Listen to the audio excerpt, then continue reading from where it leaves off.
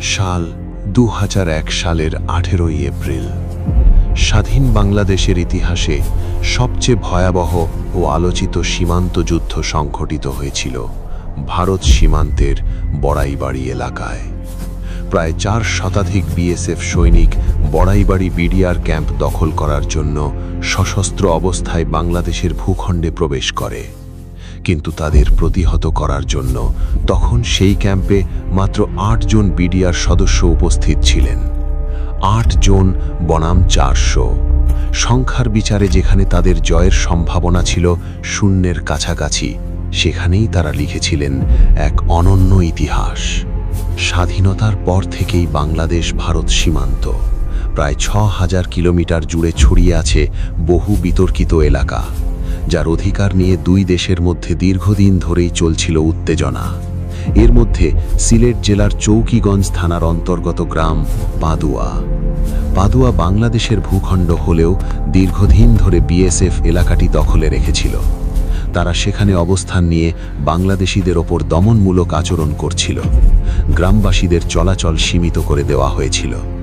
নিজেদের জমিতে যেতে পারতেন না তারা। ঘরবাড়ি থেকে বেরোলেই বিএসএফের হয়রানি। শুধু শারীরিক নিপীড়নই নয়, মানসিকভাবে তাদের ছোট করার চেষ্টা করা হতো প্রতিনিয়ত। ২০০১ সালের ১৫ই এপ্রিল দীর্ঘ আলোচনার পর যখন বিএসএফ পিছু হটল না, তখন বিডিআরকে নিতে হয়েছিল সাহসী পদক্ষেপ। বিডিআর পেরিয়ে পাদুয়া পুনরুদ্ধার করে। বাংলাদেশের ভূখণ্ডে বাংলাদেশের পতাকা ওড়ানো শুরু হয়।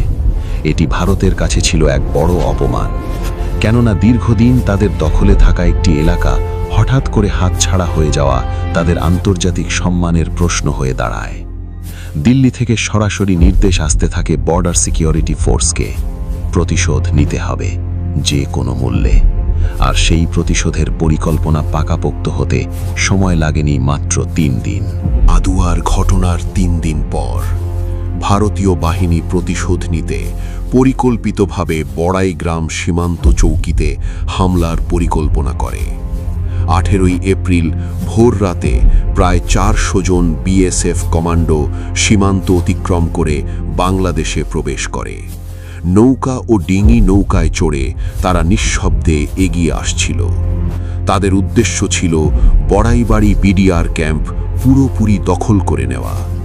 তারা চাইছিল বাংলাদেশকে একটি শক্ত সামরিক বার্তা দেওয়া, পাদুয়ার অপমানের প্রতিশোধ নেবার পাশাপাশি দিল্লিকে জানিয়ে দেওয়া যে ভারতের সঙ্গে খেলার অর্থ কী। কিন্তু তারা জানত না যে দিনটিকে তারা সহজ জয় ভেবেছিল, সেটাই পরিণত হবে তাদের জন্য ভয়ঙ্কর স্মৃতিতে। বাংলাদেশ সীমান্তে পর্যবেক্ষণ টাওয়ার না থাকায় বড়াইবাড়ি ক্যাম্পের বিডিআর সদস্যরা বিএসএফের আক্রমণের প্রস্তুতি আগে থেকে বুঝতে পারেনি। সীমান্তের ওপারে কি হচ্ছে সেটা বোঝার মতো কোনো ব্যবস্থা ছিল না তাদের। সীমান্তরক্ষী বাহিনী হিসাবে এটি ছিল তাদের বড় দুর্বলতা। কিন্তু বিকেল ৫টায় যখন বিএসএফের কাছ থেকে একটি রহস্যময় চিঠি এলো, তখন বড়াইবাড়ি ক্যাম্পের কমান্ডার নজরুল ইসলামের মনে সন্দেহ জাগে। চিঠিতে লেখা ছিল ফ্ল্যাগ মিটিংয়ের প্রস্তাব। কিন্তু কেন?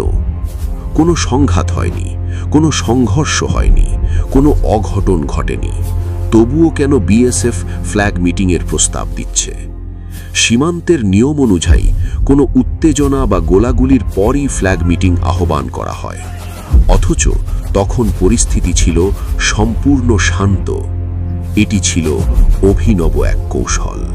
কমান্ডার নজরুল ইসলাম পরে বুঝতে পারেন, আসলে বিএসএফ চাইছিল ফ্ল্যাগ মিটিংয়ের নামে বাংলাদেশের ৫-৬ জন বিডিআর সদস্য যেন ভারতীয় সীমান্তে এসে পড়ে। তখন বিএসএফ তাদের আটকে রেখে বড়াইবাড়ি ক্যাম্পে হামলা চালাবে, সেখানকার অস্ত্র ও সরঞ্জাম দখল করে নেবে। আর ভারতের পক্ষ থেকে খবর ছড়ানো হবে বাংলাদেশের বিডিআর সদস্যরাই প্রথম ভারতীয় সীমান্ত অতিক্রম করে আক্রমণ করেছে। এই অজুহাতে তাদের অপারেশন সফল হতো এবং আন্তর্জাতিক মহলে বাংলাদেশকে তুষ্ট করা হতো। কিন্তু ফ্ল্যাগ মিটিংয়ের জন্য পাঠানো এই চিঠিটি ষড়যন্ত্রমূলক মনে হওয়ায় কমান্ডার নজরুল ইসলাম ভারতীয়দের পাতানো ফাঁদে পা দেননি। তিনি ফ্ল্যাগ মিটিংয়ে যেতে অস্বীকার করেন। উল্টো তিনি রাতে ক্যাম্পের সবাইকে সতর্ক থাকার নির্দেশ দেন। তিনি বুঝতে পারেন যে কোনো মুহূর্তে আক্রমণ আসতে পারে। ভোর 4টের দিকে, অন্ধকার তখনও ঘন, ভারতীয় বাহিনী চুপি চুপি বাংলাদেশের সীমান্তে ঢুকে পড়ে। তারা ভেবেছিল বিডিআর সদস্যরা ঘুমিয়ে আছে, কেউ কিছু টের পাবে না।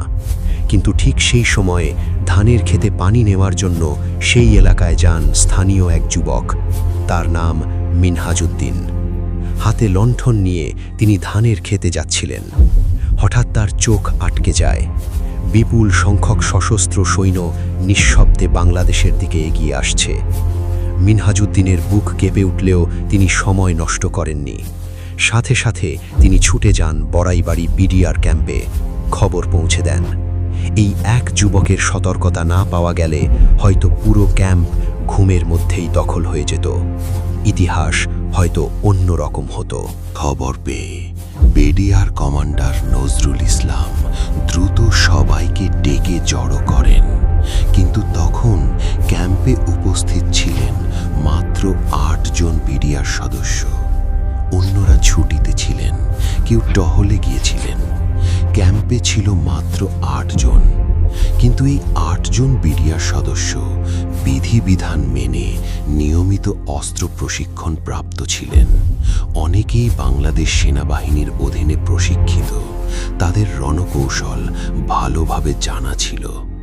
তারা বুঝতে পেরেছিলেন সামনাসামনি লড়াই করে 8 জনের পক্ষে 400 সশস্ত্র সৈন্যকে প্রতিরোধ করা প্রায় অসম্ভব। তাই তারা সূক্ষ্ম এক পরিকল্পনা করলেন। সশস্ত্র প্রস্তুতি নিয়ে ক্যাম্পের অভ্যন্তরে লুকিয়ে থাকলেন, বাংকারে অবস্থান নিলেন আর ওয়্যারলেসে খবর পাঠিয়ে দিলেন পার্শ্ববর্তী হিজলমারি ও খেওয়ারচর ক্যাম্পে। সেখান থেকে অতিরিক্ত সৈন্য আসতে সময় লাগবে, ততক্ষণ পর্যন্ত তাদের একাই সময় টিকিয়ে রাখতে হবে। অল্প কিছুক্ষণ পরই বিএসএফের বিশাল বাহিনী ক্যাম্পের চারদিকে এসে ঘিরে ফেলে। তারপর হঠাৎ করেই শুরু হয় গোলাগুলি। মুহূর্তের মধ্যে পুরো এলাকার রণক্ষেত্রে পরিণত হয়। প্রতি মুহূর্তে গুলি ছুটছে। বিএসএফ সদস্যরা ধারণা করেছিল ক্যাম্পে বিডিআর সদস্যরা ভয়ে পালিয়ে গেছে। তারা গুলি চালাচ্ছিল ক্যাম্প ভেঙে পড়ার জন্য। কিন্তু বিপরীতে বিডিআরদের তো গুলির তো কোনো শব্দটুকুও নেই, শুধু বিএসএফের গুলির শব্দে চারদিক প্রকম্পিত।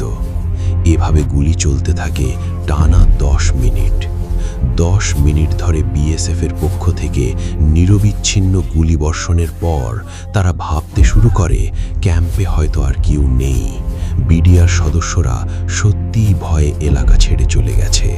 তারা নির্দ্বিধায় পুরো এলাকা ঘিরে ফেলে, ক্যাম্প দখলের জন্য এগিয়ে আসতে থাকে। কিন্তু ঠিক সেই মুহূর্তে বিডিআর সদস্যরা তাদের সেরা অস্ত্র ব্যবহার করার সময় পান।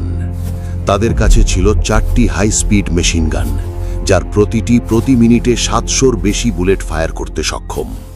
তারা নির্দেশ পান এখনই গুলি চালানোর সময়। সঙ্গে সঙ্গে 4টি মেশিন গান থেকে একসঙ্গে শুরু হয় নন স্টপ ব্রাশ ফায়ার। গুলির এমন ঝড় যে বিএসএফ সদস্যরা হকচকিয়ে যায়। দিকভ্রান্তের মতো ছুটাছুটি শুরু করে তারা। কোথায় গুলি আসছে বুঝতে পারে না কেউ। যেখানে দাঁড়ায় সেখানেই মাটিতে লুটিয়ে পড়ে। বিডিআর জওয়ানদের নির্ভুল গুলিতে একের পর এক বিএসএফ সদস্য পাখির মতো মরতে শুরু করে। পাল্টা আক্রমণ তো দূরের কথা, কোনো রকম প্রতিরোধ করাও তাদের পক্ষে অসম্ভব হয়ে পড়ে। যে যেভাবে পারল পালানো শুরু করলো। অনেকেই গুলি খেয়ে মাটিতে পড়ে, কেউ কেউ আহত হয়ে ছটফট করছে। কান্নার শব্দে পুরো এলাকা প্রকম্পিত। ভোরের অন্ধকারে লাশ আর রক্তে ভিজে যায় সীমান্তের মাটি। এরপর হিজলমারি ও খেওয়ারচর বিওপি থেকে আরও 16 জন বিডিআর সদস্য এসে যোগ দেন। তাদের সাথে যুদ্ধের ধারা আরও বেগবান হয়। এখন বিডিআর সদস্য সংখ্যা বেড়ে দাঁড়ায় 24 জন। 400 সৈন্যের বিরুদ্ধে তারা এখনও সংখ্যায় কম, কিন্তু তাদের কাছে এখন প্রাণের জোর, বিজয়ের স্বপ্ন আর মাতৃভূমিকে বাঁচানোর অদম্য ইচ্ছা। ভারতীয় বাহিনী সকাল 10টা পর্যন্ত বিডিআর ক্যাম্পের প্রায় 200 গজ দূরে বাংলাদেশের ভূখণ্ডেই অবস্থান করছিল। তারা বারবার চেষ্টা করছিল ক্যাম্পের ভেতরে প্রবেশ করার, কিন্তু বিডিআরদের গুলির তীব্রতায় তারা প্রতিবারই পিছু হটতে বাধ্য হচ্ছিল। প্রতিটি আক্রমণ প্রতিহত হলেও বিডিআরদের গোলাবারুদ কমে আসছিল। তারা জানত এই গতি আর বেশিক্ষণ ধরে রাখা যাবে না। কিন্তু তখনই জামালপুর থেকে ৩৩ রাইফেল ব্যাটালিয়নের commanding officer lieutenant colonel A জামানের নেতৃত্বে অতিরিক্ত বাংলাদেশি বাহিনী বড়াইবাড়িতে পৌঁছে যায়। খবর পেয়ে তারা দ্রুত সেখানে এসে উপস্থিত হন। তাদের দেখা মাত্র ভারতীয় বাহিনী আর দাঁড়াতে পারেনি। যুদ্ধের মোড় আচমকা ঘুরে যায়। ক্যাম্প দখলের স্বপ্ন নিয়ে যারা এসেছিল তাদের এখন প্রাণ বাঁচানোর টনক নড়ে। দেশীয় বাহিনীর আগমনের খবর পাওয়ার পর ভারতীয় বাহিনী বাংলাদেশ সীমান্ত ছেড়ে দিয়ে দ্রুত নিজেদের সীমান্তের ওপারে পালিয়ে যায়। কিন্তু সেখানেই শেষ নয়। এরপর লাগাতার প্রায় 2 দিন ধরে উভয় পক্ষের মধ্যে গুলি বিনিময় চলতে থাকে। বিএসএফ সীমান্তের ওপার থেকে গোলাবর্ষণ করতে থাকে। বিডিআরও মাঝে মাঝে জবাব দেয়। 2 দিন ধরে পুরো এলাকা ছিল উত্তপ্ত।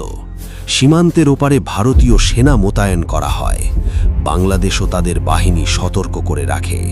পরিস্থিতি শান্ত করতে 2 দেশের সরকারি পর্যায়ে আলোচনা শুরু হয়।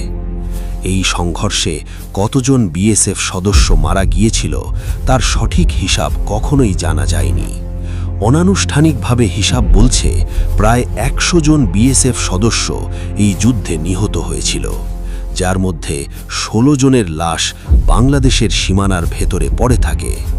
বাকি অধিকাংশ লাশ বিএসএফ নিজেরাই নিয়ে যায়। এই 16 জনের কথা ভারত সরকার অফিসিয়ালি স্বীকার করলেও প্রকৃত মৃতের সংখ্যা কখনোই পরিষ্কার করেনি তারা। নানা মহলের ধারণা মৃতের সংখ্যা আরও বেশি ছিল। এই ঘটনার পর 2 জন বিএসএফ সদস্য অক্ষয় কুমার ও বিমল প্রসাদ নামে স্থানীয় গ্রামবাসীর হাতে ধরা পড়েন। তারা যুদ্ধের সময় পথ হারিয়ে ফেলেছিলেন এবং গ্রামের ভেতর ঢুকে পড়েছিলেন। গ্রামবাসীরা তাদের আটক করে বিডিআরের কাছে সোপর্দ করে। পরবর্তীতে বিডিআর নিহত 16 জন বিএসএফ সদস্যের লাশ উদ্ধার করে ভারতের কাছে হস্তান্তর করে। বিডিআরের পক্ষে এই যুদ্ধে 3 জন সদস্য শহীদ হন। তারা হলেন সিপাহী ওয়াহিদুজ্জামান, সিপাহী মাহফুজুর রহমান এবং সিপাহী আব্দুল কাদের। এই 3 বীর দেশের মাটি রক্ষা করতে গিয়ে নিজের জীবন দিয়েছিলেন। কিন্তু তাদের আত্মত্যাগের মূল্য কি আদায় হয়েছিল? এই প্রশ্ন আজও বিতর্কিত হয়ে আছে। এই ঘটনার পর ভারতের পক্ষ থেকে তীব্র প্রতিক্রিয়া আসে। দিল্লি থেকে বাংলাদেশের উপর চাপ সৃষ্টি করা হয়। কূটনৈতিক স্তরে নানা ধরনের চাপ প্রয়োগ করা হয়। বাংলাদেশের তৎকালীন বিডিআর মহাপরিচালক মেজর জেনারেল ফজলুর রহমান স্পষ্ট করে বলেন, তিনি প্রধানমন্ত্রীর নির্দেশেই কাজ করেছেন। তার এই বক্তব্য আরও জটিল করে তোলে পরিস্থিতি। প্রধানমন্ত্রী শেখ হাসিনা তৎকালীন ভারতীয় প্রধানমন্ত্রী অটল বিহারী বাজপেয়ীকে ফোন করে 3 বার দুঃখ প্রকাশ করেন। এই ঘটনা বাংলাদেশের অভ্যন্তরে সমালোচিত হয়। কেন এক দেশের প্রধানমন্ত্রী এমন সংঘর্ষের জন্য বারবার দুঃখ প্রকাশ করবেন, যেখানে ভারতীয় বাহিনী প্রথম আক্রমণ করেছিল এবং বাংলাদেশের ভূখণ্ডে ঢুকে গিয়েছিল? এই প্রশ্ন আজও উত্তরহীন। বাংলাদেশ সরকার পরবর্তীতে এই ঘটনার জন্য দায়ীদের শাস্তির কোনো দৃষ্টান্ত স্থাপন করেনি। কোনো তদন্ত হয়নি, কোনো কাঠগড়ায় দাঁড় করানো হয়নি আক্রমণকারীদের। বরং যেসব বিডিআর সদস্য এই যুদ্ধে অসীম সাহসিকতা ও বীরত্ব দেখিয়েছিলেন, তাদের অনেককেই সরকারি নির্দেশে অন্যত্র বদলি করে দেওয়া হয়। তাদের বদলি করা হয়েছিল যাতে তারা আর কোনো বিতর্ক সৃষ্টি করতে না পারে। এই বীরদের মুখ বন্ধ করে দেওয়া হয়েছিল। আর সবচেয়ে দুঃখজনক বিষয় হল, যেসব সাহসী সদস্য দেশের জন্য নিজের জীবন উৎসর্গ করেছিলেন, সেই শহীদদের মুখে রাষ্ট্রীয়ভাবে সম্মান জানানো পর্যন্ত হয়নি। কোনো পদক দেওয়া হয়নি, কোনো সরকারি স্বীকৃতি দেওয়া হয়নি। একসময় মানুষ ভুলে যায় এই যুদ্ধের কথা। শহীদ পরিবারগুলো আজও অপেক্ষা করে রাষ্ট্রের স্বীকৃতির জন্য। অথচ সংখ্যায় মাত্র 8 জন হয়ে যুদ্ধ করে ইতিহাস সৃষ্টি করেছিলেন যারা, তাদের কারো কথা আজ পাঠ্য বইয়ে নেই। বাংলাদেশের স্বাধীন ইতিহাসের সবচেয়ে ভয়াবহ সীমান্ত যুদ্ধের বীরদের আজ কেউ মনে রাখে না। না সরকারি তালিকায় নাম আছে, না কোনো স্মৃতিসৌধ। বড়াইবাড়ি সংঘর্ষ শুধু একটি সামরিক সংঘর্ষ নয়, এটি ছিল একদা ছোট বাহিনীর অসীম সাহসিকতা, অদম্য মনোবল আর আত্মত্যাগের এক অনন্য দৃষ্টান্ত। এই ঘটনা প্রমাণ করে যে বাংলাদেশের সীমান্তরক্ষীরা সংখ্যা বা অস্ত্রশক্তিতে যতটাই পিছিয়ে থাকুক না কেন, মনোবল ও দেশপ্রেমের বিচারে তারা কখনো পিছিয়ে নেই। একজন সাধারণ কৃষক মিনহাজ উদ্দিনের মতো মানুষ না এগিয়ে এলে হয়তো পুরো ঘটনা অন্যরকম হতো। এক যুবকের সতর্কতা বদলে দিয়েছিল পুরো যুদ্ধের চিত্র।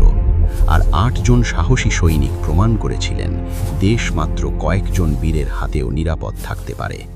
কিন্তু এই ইতিহাস আজ গুম। গণমাধ্যমে নেই, পাঠ্য বইয়ে নেই, সরকারি তালিকায় নেই। শুধু স্থানীয় মানুষের মুখে মুখে কিংবা পুরনো খবরের কাটিংয়ে মিলে যায় এই যুদ্ধের স্মৃতি। কিন্তু যারা প্রাণ দিয়েছেন তাদের পরিবার প্রজন্মের পর প্রজন্ম ধরে বয়ে বেড়াচ্ছে সেই বেদনা। অথচ সত্যিটা মেনে নেওয়ার সময় অনেক আগেই চলে গেছে। সীমানা পেরিয়ে যুদ্ধ করতে এসেছিল 400 প্রশিক্ষিত কমান্ডো, আর তাদের রুখে দাঁড়িয়েছিল মাত্র 8 জন। ইতিহাসের পাতায় এটুকু ঠাঁই না পাওয়া, এটি সত্যি এক করুণ বাস্তবতা।